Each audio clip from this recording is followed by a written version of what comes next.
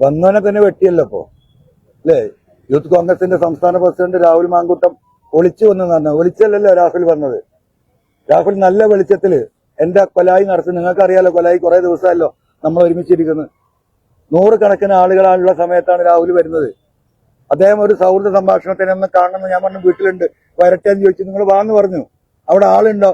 നമുക്ക് ഒളിഞ്ഞ സ്ഥലത്തുനിന്ന് കാണാം, നമുക്ക് ബാക്കിലേക്ക് പോകാമെന്നും രാഹുൽ എന്റെ അടുത്ത് പറഞ്ഞിട്ടില്ല. എന്നിട്ട് ആ രാഹുലിനോട് വിലയിരുത്ത നിലപാടെന്താ?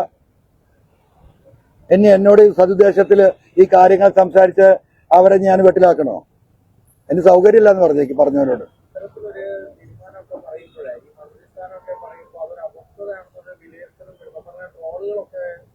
കണ്ടമാനം ട്രോള് വരും. ട്രോളിക്കൊണ്ടേയിരിക്കല്ലോ. ഞാൻ ട്രോള് വരട്ടെ.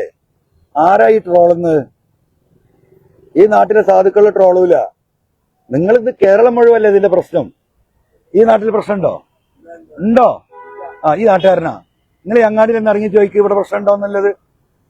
സംസ്ഥാന രാഷ്ട്രീയത്തിലും ദേശീയ രാഷ്ട്രീയത്തിലെ നേതാക്കന്മാർ പറയും. നമ്മളെ സൈഡാക്കണമെന്ന് ആഗ്രഹിക്കുന്ന ഈ കോർപ്പറേറ്റുകളുടെ പിന്നിൽ നിൽക്കുന്ന, അതിന് സഹായകമായ നിലപാടെടുക്കുന്ന ആളുകളും പറയും. സാധാരണക്കാർ പറയില്ല.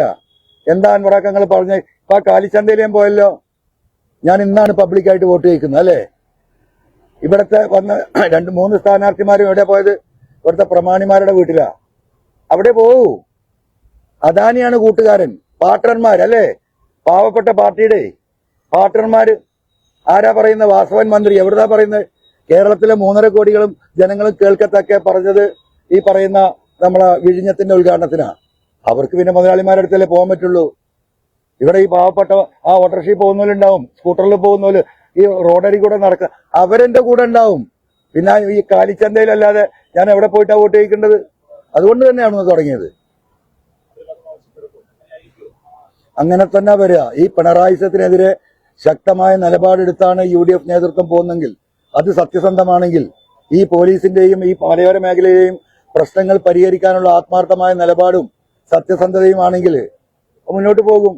ഇവര് വേറെ എന്ത് കാര്യം പറഞ്ഞിട്ടുള്ളത്? ഈ ദുർഭരണത്തിനെതിരെ ജനങ്ങൾ വോട്ട്. എന്താണ് ദുർഭരണം പറഞ്ഞു കൊടുക്കണ്ടേ? ഓരോന്നായിട്ട്. PV അൻവർ കഴിഞ്ഞ 9 മാസമായി ഉന്നയിച്ച വിഷയങ്ങളല്ലാതെ മറ്റൊരു വിഷയം ഇവിടെ ചൂണ്ടിക്കാട്ടിയിട്ടുണ്ടോ അവര്? അവിടെയല്ലേ പ്രശ്നം? അത് ഈ ജനങ്ങൾ അറിയില്ലേ? ജനങ്ങൾ കാണുന്നില്ലേ? നിങ്ങൾ ഈ കാണുന്ന അങ്ങാടിയിലെ ഈ സ്ഥാനാർത്ഥികൾ സെറ്റ് ചെയ്ത് നിർത്തുന്ന കുറെ ആളുകളുണ്ട്. അവിടെ പോയി നിങ്ങൾ കോല് കാണിക്കുമ്പോൾ അവര് പറയുന്നത് തന്നെ പറയൂ. ഞാൻ നിങ്ങളെ കുറ്റം പറയല്ല. അപ്പൊ സെറ്റ് ചെയ്ത ആളുകൾ അവരതിന് മറുപടി പറയും. സ്വാഭാവികല്ലേ?